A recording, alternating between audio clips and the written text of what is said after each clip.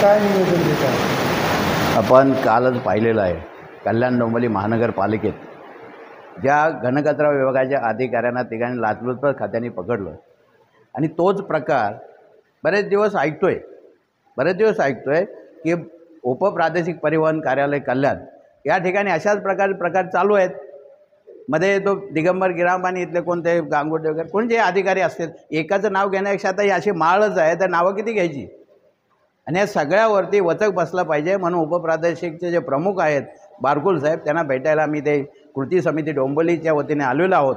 त्यांना इशारा देतोय की तुम्ही ज्या काय बाबी आहेत त्या जशा आहेत आम्ही शांततेने चाललो आहे, आपणही शांततेने काम करावं याचं त्यांच्याशी चर्चा करण्यासाठी आम्ही निवेदन घेऊन आलो आहे आणि त्या निवेदनाची प्रत हे तुमच्याकडे पण एक आम्ही देणार आहोत। विचार आहे की या ठिकाणी होत असलेला जो भ्रष्टाचार आहे हा भ्रष्टाचार यांच्याकडनं थांबला नाही तर याच्या विरोधात या ठिकाणी आंदोलन उभं केलं जाईल याचा इशारा देण्यासाठी